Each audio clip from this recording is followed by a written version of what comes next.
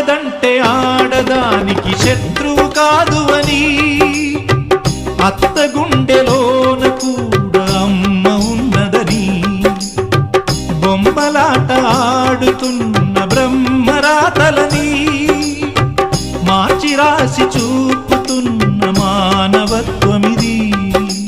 చరితలు చదవని తొలి కథగా, మనసులు ముడిపడు మనుగడగా, తరతరాలకు నిలిచి పొమ్మని తల్లిగా దీవించే చల్లని తరుణమిది.